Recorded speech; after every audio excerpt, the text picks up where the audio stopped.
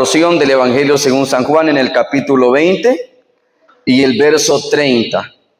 Evangelio según San Juan, capítulo 20 y el verso 30. Cuando usted lo encuentre, hermano, identifíquese con un amén. Bendito sea el Señor. Leemos la palabra honrando al Padre en el nombre del Señor Jesucristo. Amén. El propósito del libro.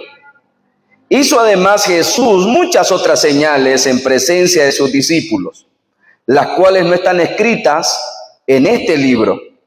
Pero estas se han escrito para que creáis que Jesús es el Cristo, el Hijo de Dios, y para que creyendo tengáis vida en su nombre.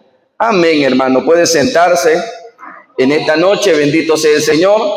Creemos, hermanos, que este tiempo donde estaremos introduciendo al Evangelio según San Juan será un tiempo de bendición. Amén. ¿Cuántos creen que será un tiempo de bendición? Gloria al nombre de Jesús. El tema de esta noche será una introducción precisamente, hermanos, al propósito del Evangelio de según San Juan. Y si el Señor nos regala la vida y el tiempo, estaremos haciendo un recorrido a través de todos sus capítulos y de todos los versículos. Y quiero decirles, hermanos, que será un recorrido fascinante, porque el Evangelio según San Juan nos mostrará cristología suprema, nos mostrará Cristo desde una óptica, desde una perspectiva que los otros escritores no lo hacen. Él hará énfasis a la esencia, a la cristología, y será de gran bendición.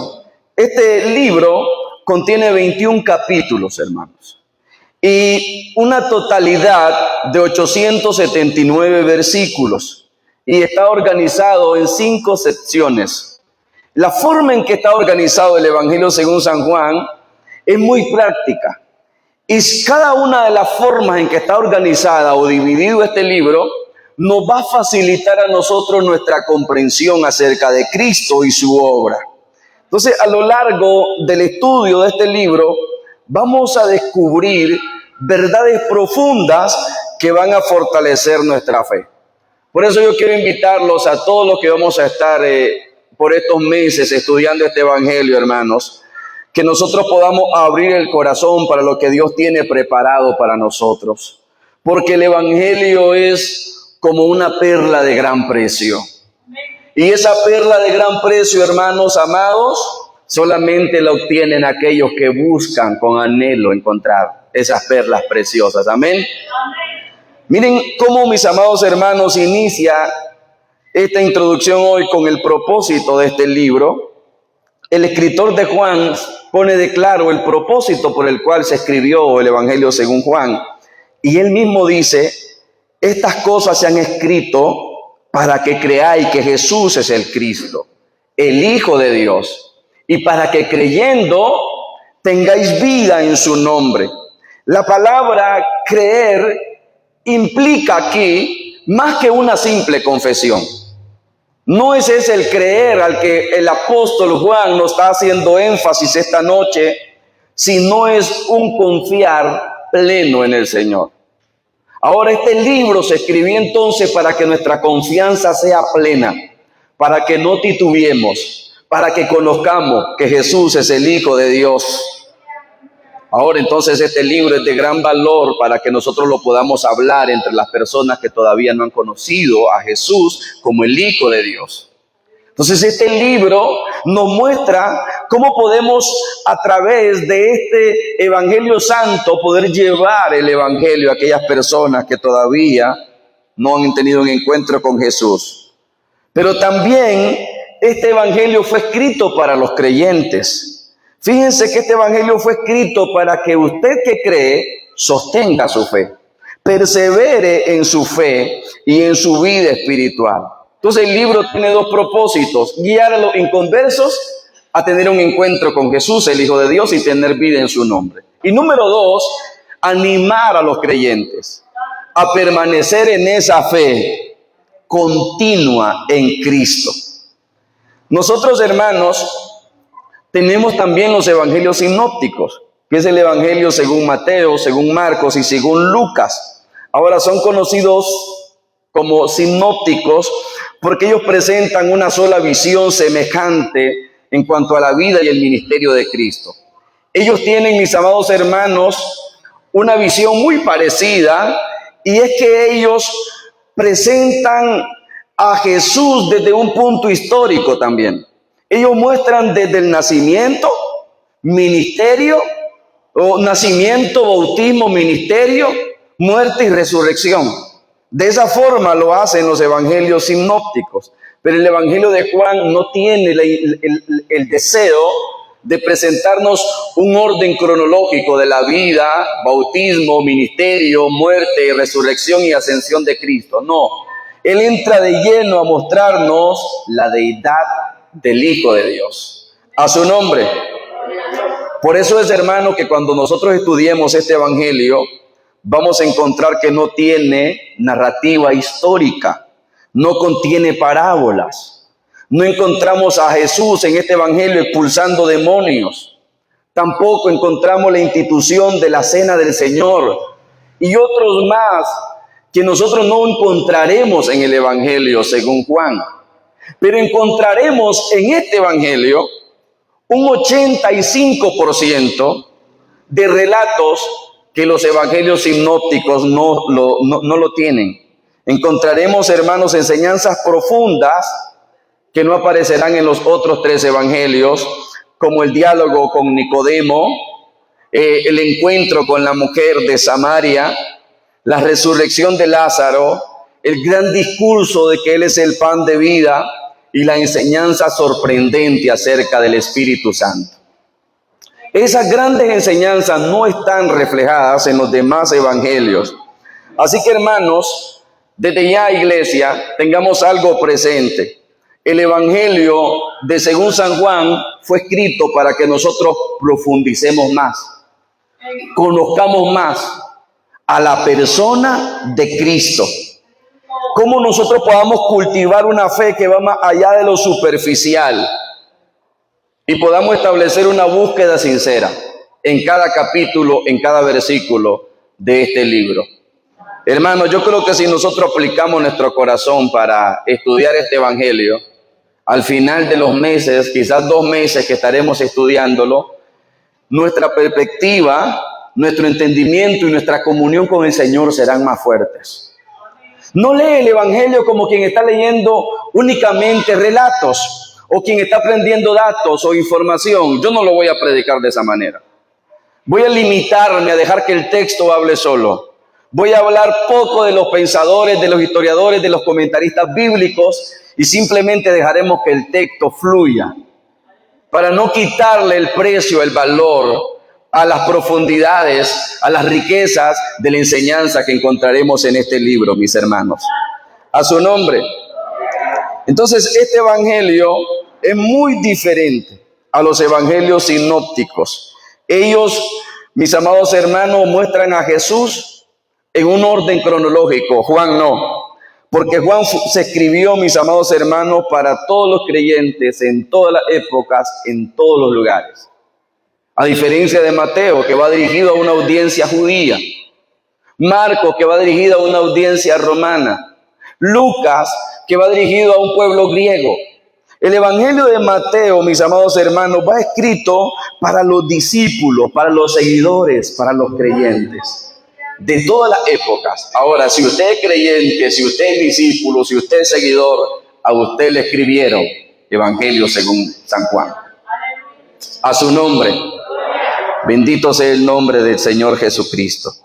Ahora, mis amados hermanos, este libro es tan confiable porque la persona que escribe este libro no es un anónimo, no es un seguidor aislado del Señor o simplemente alguien que está especulando. Es uno que tiene una gran comunión con el Señor. Es uno que caminó y vivió y ministró y estuvo su tiempo completo al lado del Señor. A su nombre. Bendito sea el Señor Jesús. Ahora, mis amados hermanos, en el momento en que Juan escribe este evangelio, la mayoría de los oyentes tenían una cultura griega. Y esta cultura griega que tenían los primeros oyentes del Evangelio según San Juan, tenía, mis amados hermanos, una especulación, una cultura de la mitología griega. Es decir, que había que adorar a muchos dioses. De eso trata la mitología griega, que hay muchos dioses. Pero saben, precisamente por eso se llama mitología, porque pertenece al mundo de los mitos, de los dichos, de las leyendas. Nada que está comparado, nada que está verificado, nada que alguien pueda decir, yo lo he visto, yo lo he escuchado, mis manos lo palparon, mis ojos lo vieron. Entonces la mitología griega tiene tantos dioses, pero dioses de mitos, de leyendas. Ahora, el Dios del Evangelio según San Juan, que es el Dios de nosotros, no es un mito, no es una leyenda. El que lo escribe dice que sus ojos lo vieron, que sus oídos lo escucharon, que sus manos palparon su gracia. A su nombre sea la gloria. Estamos, hermanos, frente a un testimonio poderosísimo. Así que Juan va a demostrar en este evangelio la diferencia entre esos dioses mitológicos y la superioridad de Cristo sobre todos los que se hacen llamar dioses. Es por eso que él introduce el evangelio según San Juan diciendo: en el principio, un tiempo en la eternidad donde no hay fecha. Es un tiempo donde solo habita la deidad del Padre. En el principio era el Verbo. El Verbo era con Dios y el Verbo era Dios. Juan está diciendo, hermanos, al que les voy a presentar aquí es el que habita la eternidad, que decidió tomar forma humana, visitar nuestra generación, hacerse hombre, pero no crean que es un mero hombre o un mero mito. No, él existe desde antes. A su nombre. Bendito sea el Señor. Amados hermanos, cuando nosotros vemos la autoría que se le atribuye a Juan, lo hacemos por dos motivos, y es porque tiene un testimonio interno acerca de la iglesia primitiva. La iglesia primitiva reconoce a Juan como el autor, y los primeros padres de la iglesia, como Ireneo, Tertuliano, Clemente de Alejandría y Orígenes, corroboran que Juan evidentemente era el escritor. Digo esto porque en el libro no se menciona específicamente a Juan como autor, pero sí hay una gran revelación acerca de que Juan, él mismo, dio a entender que es el autor de este libro. En el capítulo 21, por favor, vaya conmigo, y el verso 20, en el capítulo 21, verso 20, es un testimonio interno, porque Juan es el llamado apóstol amado, el discípulo amado. Y en el verso 21, 20, es donde encontramos, mis amados hermanos, lo que nosotros creemos que es una afirmación a que Juan es el autor de este libro. ¿Están ahí conmigo? Vamos a leer el verso 20 del capítulo 21 y luego el verso 24. Dice: y volviéndose Pedro, vio que le seguía el discípulo a quien amaba a Jesús, el mismo que en la cena se había recostado al lado de él, y le había dicho: Señor, ¿quién es el que te va a entregar? Recordarán ustedes que ese discípulo evidentemente era Juan. Ahora vean el verso 24. Dice: este es el discípulo que da testimonio de estas cosas y escribió estas cosas. Y sabemos que su testimonio es verdadero. Ahora, mis amados hermanos, evidentemente esta es una declaración interna de Juan reclamando su autoría sobre este libro. Ahora, ¿y por qué es esto importante, hermano? Es importante porque nosotros entonces tenemos una fidelidad de este libro histórica y comprendemos el valor de la fidelidad de la palabra del Señor. El Espíritu Santo, mis amados hermanos, inspiró a Juan para que escribiera todo aquello que Juan había experimentado en su caminar con el Señor.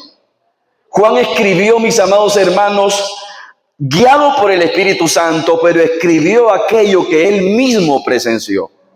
Ahora, esto es importante establecerlo, Porque entonces cuando usted vaya al Evangelio de Juan, que se le quede a usted la última parte de este verso 24 que dice, y su testimonio es verdadero. Lo que estamos leyendo aquí, hermanos, es una gran verdad que nos fue dada por el Espíritu de Dios a través del apóstol Juan. Por eso debemos de leerla con el interés que merece. No debemos, hermanos, prestar nuestro corazón solamente aislado a estos relatos bíblicos. Debemos de introducirnos como un buscador fiel, buscando en esta palabra hermosa. Por eso, hermanos, el desafío es que usted estudie con seriedad la Biblia. Por eso es que estamos tomando el método, si lo podemos llamar de esa forma, de estudiar los libros completos. No queremos, hermanos, ser superficiales y un día estar en un capítulo, otro día en otro capítulo, y llevamos 15 años en el Evangelio y no conocemos el Evangelio. Por eso queremos seguir paso a paso la experiencia de Juan y creemos que su testimonio es verdadero y que Juan nos va a mostrar a nosotros el camino hacia Cristo más profundamente. A su nombre. Bendito Dios. Este Juan era el hijo de Zebedeo. Recordarán ustedes que venía de una familia pescadora, pero era una familia próspera, pues tenían empleados que ayudaban en la pesca y pertenecía al círculo íntimo de Jesús, con Pedro y Jacobo y Juan. Él era parte de ese círculo íntimo y conocemos de este hombre que tenía un carácter apasionado. Recordarán ustedes en la serie de los 12 apóstoles que a este se le llamó el hijo del trueno, porque tenía un carácter fuerte. También era discípulo de Juan Bautista antes de seguir a Jesús. Y era, mis amados, un fiel buscador del Mesías. Y cuando lo encontró, decidió seguirle, y esa pasión inició cuando Juan señaló a Cristo como el Cordero de Dios, el Bautista, y este otro Juan, el discípulo, lo siguió, hermanos, y nunca más se apartó de él. Fue pasión hasta el final. A su nombre. Ahora él tuvo experiencias personales, estuvo recostado en la última cena con el Señor en su pecho y fue testigo de los milagros y las enseñanzas profundas que el Señor nos dio, mis amados. Fíjense ustedes que la vida de Juan debe ser un reto para nosotros. Yo creo que Juan no era muy diferente a nosotros, creo que tenía la misma naturaleza humana que todos tenemos. Creo que lidiaba con el desánimo, creo que lidiaba con el pecado, creo que lidiaba con las imperfecciones, pero aún así se convirtió en un fiel discípulo. Y no solo seguidor del Señor, se convirtió en uno que va a relatar cada experiencia, cada detalle, que la guardó en su corazón, la guardó en su mente y se la va a transmitir a otros. Yo creo que Juan es un buen ejemplo para que nosotros también nos volvamos unos discípulos fieles. Hermanos amados, recuerden esto, el único camino a la salvación es el camino inminente del amor. Ese es el camino del amor, así que yo creo que usted puede hoy, si siente que su pasión por Cristo ha menguado, yo creo que a través de este evangelio usted puede ser desafiado para convertirse, hermano, en un seguidor apasionado del Señor. A su nombre. ¿Cuántos bendicen al Señor Jesús? Recuerden una vez más nuestro texto, que lo tenemos aquí de lema, porque es el propósito específicamente de este libro, que se ha escrito para que creáis que Jesús es el Cristo, el Hijo de Dios, y para que creyendo tengáis vida en su nombre. Cuando nosotros vemos el lugar y la fecha en que fue redactado el Evangelio según Juan, hermanos, vemos que Juan redactó este Evangelio posiblemente desde Éfeso, donde él ministró los últimos años de su ministerio ya en su vejez. Juan está en Éfeso. Y cuando está ahí, hermanos, dicen algunos estudiosos de las Escrituras que fue en el año 85 al año 95 después de Cristo, y que ya estaban escritos la mayoría del Nuevo Testamento. No solo los 3 evangelios, sino la mayoría. Juan, cuando escribe, él ya tenía en mente la perspectiva de Mateo, la perspectiva de Marcos, la de Lucas. Ya tenía en mente todo el conocimiento teológico de las cartas paulinas. Y él escribe este evangelio. No lo escribe, mis amados hermanos, como sin propósito. No, él escribe este evangelio con un propósito definido. ¿Por qué escribe el evangelio según Juan? Recuerden que cada escritura nace de una problemática o de una necesidad a una audiencia específica. Recordarán ustedes que la escritura no fue escrita a nosotros, pero fue escrita para nosotros. Entonces la escritura, cada vez que fue escrita, fue porque el Espíritu Santo vio a bien escribir, viendo la necesidad de un pueblo, la necesidad de un grupo de hermanos. Bueno, el Evangelio según San Juan, mis amados hermanos, no es la excepción. En este momento, mis amados hermanos, habían muchas doctrinas heréticas a las que este Evangelio va a refutar. También en este tiempo era donde la persecución estaba en su pleno apogeo. Y Juan entiende, o el Espíritu Santo ministra a Juan para que él comprenda que necesita escribir este evangelio, porque lo único que va a hacer a una iglesia primitiva estar en pie es conocer profundamente al Hijo de Dios. A su nombre, hermanos. Ahora, fíjense bien que la importancia, mis amados hermanos, histórica es muy importante cuando estudiamos un libro, porque así entonces lo podemos entender. Cuando usted estudia un libro, no lo interprete a la primera vez que lo lea. Primero léalo, obsérvelo. Observe el ambiente en que fue escrito. Trate de buscar herramientas que le ayuden a entender el punto cultural. Trate de entender el momento en que aquellos receptores originales, aquella audiencia original recibió el evangelio. Y entonces usted no necesitará tanto esfuerzo para interpretar la palabra. El contexto aquí es una gran disputa de doctrinas y herejías, y una de las fuertes que estaba en esos tiempos era el docentismo. Era una doctrina herética que surgió en el primer siglo del cristianismo. Fíjense que esta escritura, mis amados hermanos, del Evangelio según San Juan, fue escrita también para refutar el docentismo. Este docentismo sostenía que Jesús no era verdaderamente humano, sino que solo tenía una apariencia humana, pero que no era verdaderamente humano.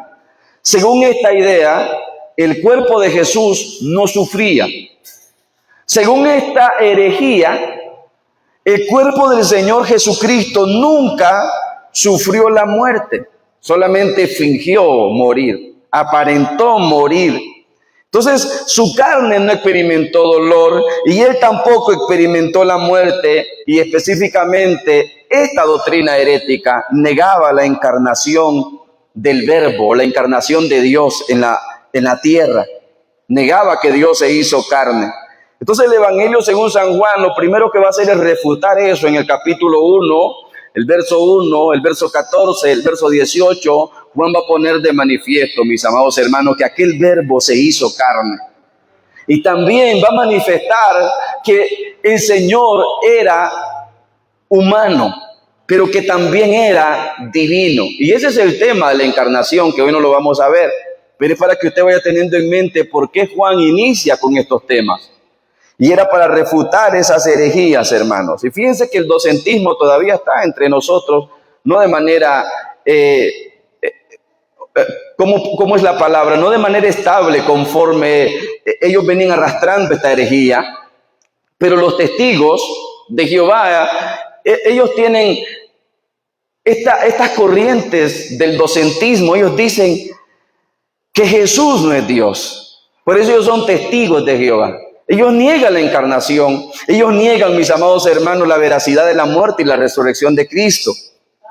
Entonces, fíjense cómo todavía estamos peleando con estas doctrinas heréticas. Y para nosotros lo importante que es que podamos estudiar este evangelio. A su nombre. Ahora, ¿cuál es el propósito del evangelio según San Juan? Proclamar la divinidad de Cristo. Ese es el propósito. Ahora, si usted tiene en mente este propósito, cuando usted vaya leyendo, trate de preguntarse cómo este milagro me muestra la divinidad de Cristo. Por ejemplo, cuando Él convirtió el agua en vino, dice la Biblia que esta señal hizo y mostró su gloria, mostró su divinidad. ¿En qué área muestra la divinidad? ¿En qué forma muestra su gloria? Bueno, que Él agarra algo simple y común como el agua y es capaz de transformarla en vino. Y eso nos habla de su gloria, que Él puede agarrar, mis amados hermanos, lo simple que nosotros somos, lo insípido que nosotros somos, y nos puede transformar en un instrumento para que su gloria sea manifestada. A su nombre.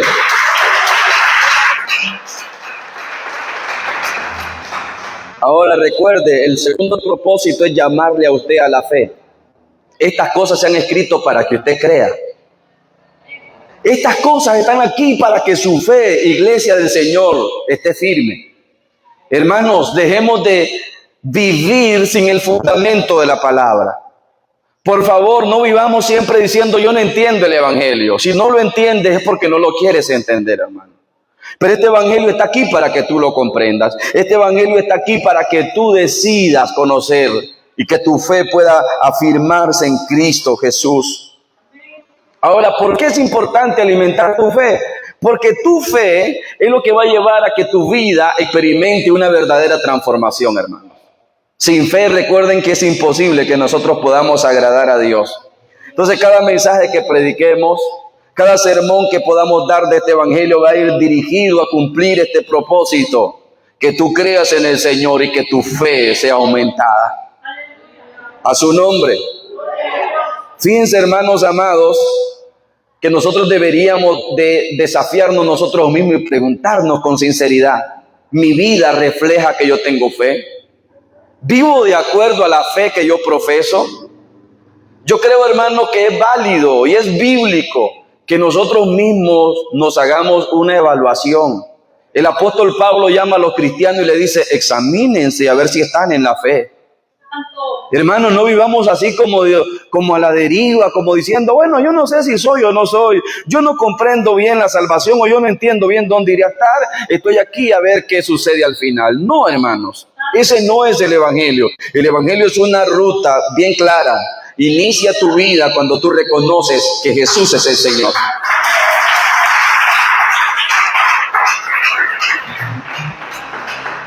A su nombre. En este evangelio encontramos, hermanos, 7 señales milagrosas. Y fíjense que estas señales milagrosas revelan la identidad de Jesús. El primer milagro que vamos a encontrar en el evangelio según San Juan es a Jesús en Canaán de Galilea, convirtiendo el agua en vino. Y luego lo vamos a ver en el capítulo 4, verso 46 al 54, sanando al hijo de un oficial. Luego lo vamos a ver sanando a un paralítico en Betesda, en el capítulo 5. Luego vamos a ver alimentando una gran multitud en el capítulo 6, como de 5,000 hombres, sin contar mujeres y niños. Luego le vamos a ver caminando sobre el agua en el mismo capítulo 6, verso 16 al 21. Y luego lo vamos a ver en el capítulo 9, sanando a un ciego de nacimiento. Y por último lo observamos en el capítulo 11, resucitando a Lázaro de entre los muertos. Del capítulo 11 hacia adelante no vas a encontrar otro milagro, no vas a encontrar otra señal.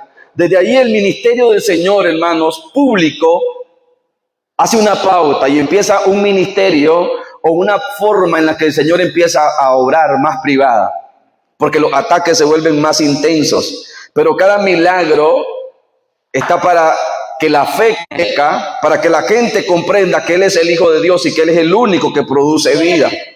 A su nombre. Cada milagro tiene ese enfoque, mostrar su divinidad. Así que, mis amados hermanos, vuelvo a repetir, hoy no solo vamos a estar estudiando enseñanzas históricas o puntos históricos o comentaristas y cansarnos en el sermón y que nos dé sueño. Ese no es el propósito.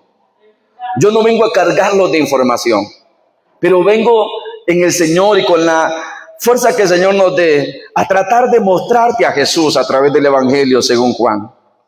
Porque debemos de responder con una fe viva, hermanos. Debemos de ser desafiados. ¿Usted cree que la Escritura está delante de nosotros para que la escuchemos cada día y nos vayamos a dormir a casa, vengamos a la iglesia, la escuchemos y vengamos a dormir a casa? Nosotros mismos nos sentimos frustrados porque ese no es el propósito del evangelio. Ese no es el propósito por el cual Él nos llamó. El propósito por el cual Él nos llamó está muy claro en las Escrituras. Me seréis testigos. Ese es el propósito. Ahora, ¿cómo seremos testigos de algo que todavía no hemos sido impregnados? Por eso vamos a impregnarnos de este evangelio y trataremos de ir aplicando cada porción. trataremos de ir contándole a las personas que Cristo todavía está aquí y que el mismo al que Juan pudo ver y palpar, y el propósito es generar armonía entre nosotros, generar servicio y generar amor. Ese es uno de los propósitos claves también por lo cual Juan fue escrito. Vaya conmigo por favor al capítulo 13, verso 34. Capítulo 13, verso 34 al 35. Bendito sea el Señor. Porque la forma en que nosotros como iglesia aprendamos a vivir será un testimonio al mundo de que hemos encontrado a Cristo. Verso 34 del capítulo 13 dice: un mandamiento nuevo os doy, que os améis uno a otros, como yo he amado, que también os améis unos a otros. En esto conocerán todos que sois mis discípulos, si tuvieres amor los unos con los otros. Mira, hermano, este evangelio, vuelvo a repetir, es práctico. El evangelio quiere que usted ponga en práctica este gran mandamiento, que nos amemos. Si usted ve, hermano, el verbo está en un presente activo.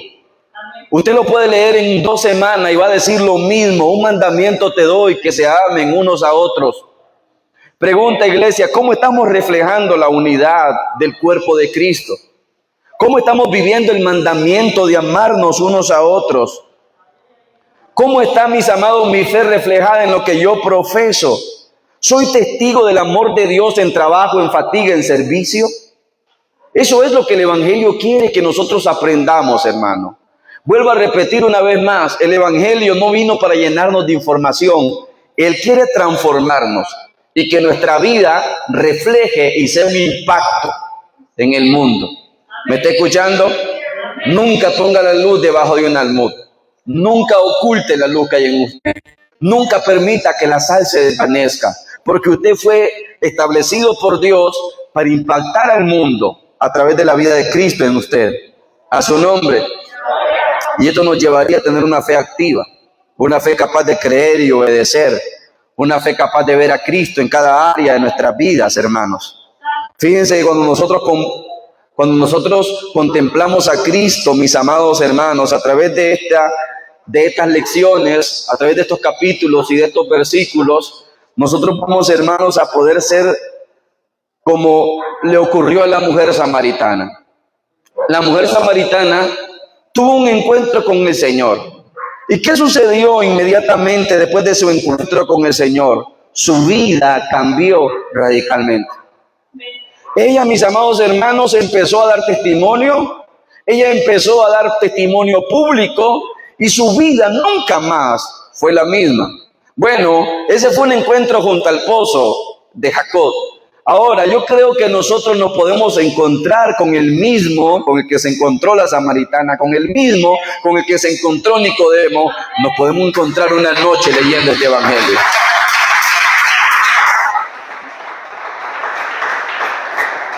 A su nombre. La verdadera fe implica confianza total, hermano, no parcial. Debes de confiar totalmente en Cristo. ¿Qué tal si usted, hermano, no viene solo a escuchar aquí el Evangelio según Juan? ¿Qué tal si usted hoy en la noche va a leer y en la madrugada se levanta usted solito a leer? Usted también puede tener una entrevista con Jesús. A su nombre. Uno de los padres de la iglesia, llamado San Agustín, decía: no basta con conocer a Cristo, no basta con eso, hay que obedecerlo y amarle. Si usted lo ve de esta perspectiva, esta frase es bastante profunda, hermanos.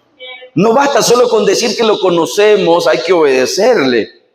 Y tenemos que amarle profundamente para poder, hermanos, experimentar la plenitud de la bendición de Cristo. Porque la obediencia no es una carga.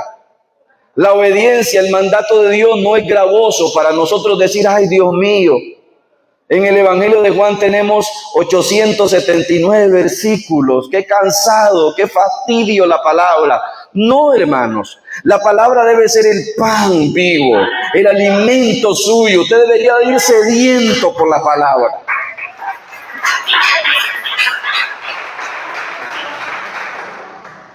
A su nombre. Miren, hermanos, ¿qué sucede? Porque este evangelio nos va a mostrar a nosotros a través de algunos milagros lo que sucede cuando la necesidad y la obediencia se unen, hermanos. Recordarán ustedes a la mujer que tenía un flujo de sangre.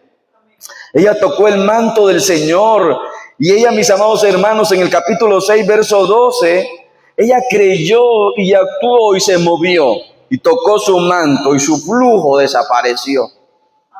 Hermanos, vuelvo a repetir, no encerremos a Cristo en la historia, no encerremos a Cristo tampoco en las páginas de la Biblia. Quiero decirles que es la forma en que Cristo está reflejado, es la única forma en que lo podemos conocer, pero Él es una persona. Y esa persona que nosotros conocemos camina con nosotros y vive con nosotros. A su nombre, hermanos. Así que deberíamos de estar pensando si estamos leyendo la Biblia solo ocasionalmente, como en algunas ocasiones lo hacemos. Leemos de ocasión un salmo, leemos en ocasiones otra porción de la Biblia.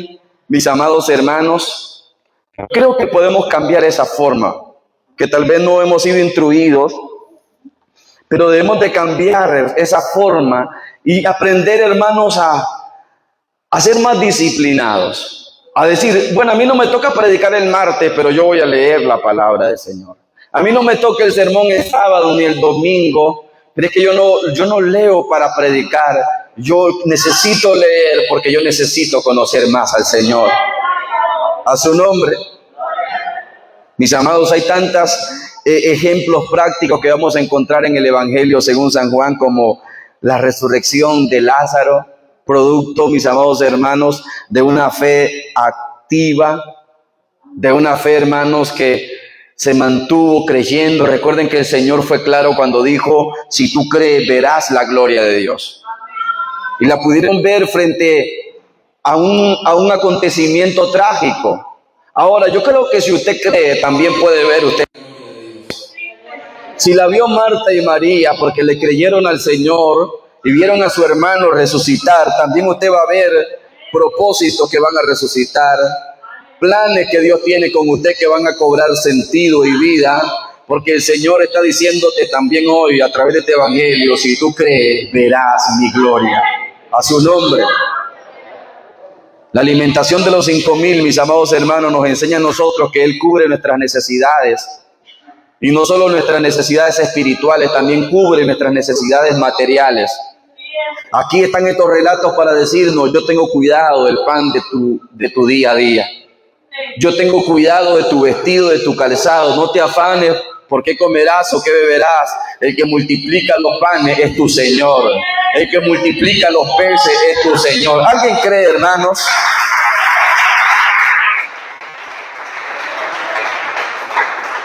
Otro ejemplo lo vamos a encontrar también a través de la vida de Tomás, hermano, que fue un hombre que era incrédulo, pero a través de su incredulidad, a través de los días, el Señor tratando con él llegó a confesarle, Señor mío y Dios mío. Mire, hermano, qué importante es esto, que pueda que usted esté medio incrédulo hoy, pueda que estés medio incrédulo ante el Evangelio y sea un Tomás. Y dice, yo no tengo la fuerza, pastor, para creer. Hermano, yo no tengo la fuerza, yo quisiera ser como Pedro, pero soy un Tomás. Bueno, no te desanimes. Los Tomás, permaneciendo cerca del Señor, siendo disciplinados y siguiendo las pisadas del Señor, terminarán confesando también, Señor mío y Dios mío. A su nombre. Por eso, hermanos, amados, identifiquemos las áreas en nuestra vida que estén necesitadas. Hagámonos una lista. Usted escriba en un papel y usted diga, mi vida necesita ayuda de Dios en esta área. Necesito alimentar esta área en mi vida espiritual. Necesito crecer en esta área en mi conocimiento. Y anótelo y vaya leyendo, Juan. Y le aseguro que según usted va leyendo y va mirando sus anotes, usted va recibiendo respuestas de Dios. A su nombre. Por eso debemos, hermanos, luego que hagamos eso, darnos cuenta si estamos permitiendo que Cristo tenga influencia en nuestras decisiones y en nuestras relaciones. Recuérdate, hermano, tú no puedes excluir a Cristo en tus decisiones. Tú no puedes sacar a Cristo fuera de tus relaciones. Y si tú lo estás haciendo, Te quiero decir, hermano, que no estás haciendo bien. A su nombre. Spurgeon dijo acerca de este evangelio, cada señal, dijo, apunta a la gloria y al amor de Dios y nos llama a una fe activa que transformará nuestra vida día con día. Hoy, mis amados hermanos, yo quiero terminar ya esta pequeña introducción. Si ustedes han prestado atención, la idea no era empezar ya por las páginas, era traer una pequeña introducción para que usted se despierte su ánimo y su anhelo. Y el propósito de este libro está aquí una vez más. Se han escrito para que creáis que Jesús es el Hijo de Dios. Y si eres cristiano y tú dices, yo ya creo, bueno, se escribió para que tú permanezcas creyendo que Jesús es el Hijo de Dios. Cada partícula de tu cuerpo, cada área de tu cuerpo, de tu espíritu, de tu alma, deben de impregnarse, hermanos, de la divinidad de Cristo. A su nombre. A través del Evangelio según San Juan vamos a encontrar la doctrina más prominente del Evangelio, mis amados. Nos vamos a encontrar en sus primeras páginas con la divinidad de Cristo. Esta es la doctrina de la cristología suprema. Nos vamos a encontrar con la encarnación del Verbo. Nos vamos a encontrar con la revelación del Padre. Recordarán que Jesús dijo, a Dios nadie le vio jamás. El unigénito Hijo que está en el seno del Padre le ha dado a conocer. Nos vamos a encontrar con la doctrina de la regeneración o del nuevo nacimiento. También vamos a conocer la doctrina de la salvación por fe. También vamos a conocer la deidad y la doctrina del Espíritu Santo, mis amados. Vamos a encontrarnos con la doctrina de la Trinidad, y en el capítulo 15, verso 26 hacia adelante. Vamos a encontrarnos con la doctrina del juicio eterno, la doctrina de la elección y la predestinación. Nos vamos a encontrar con la doctrina de la resurrección y muchas más. Entonces yo quiero animarte. Yo quiero que, hermanos, vuelvo a repetir, queremos estar estos meses que faltan para terminar el año, estos 2 meses, inmersos en el Evangelio según Juan. Y queremos leer esta porción y queremos predicar esta porción y queremos que usted vaya y lo lea de corrido todo en un día, en 2 días, y que luego lo vuelva a leer capítulo por capítulo, lo lea párrafo por párrafo y vuelva una y otra vez a este evangelio hasta que en su mente, hasta que en su corazón esté un diseño gráfico de este evangelio. De tal forma que cuando usted escuche a alguien que está citando el evangelio, usted pueda decir, ya sé en qué capítulo está, en qué versículo está. Y al final, hermanos, esperamos ver frutos a su nombre. Vamos a estar de pie y vamos a orar al Señor. Bendito Dios. Y vamos a darle gracias a nuestro Dios en esta noche, mis amados hermanos. Padre, en el nombre de Jesús, te damos gracias, Señor, porque tú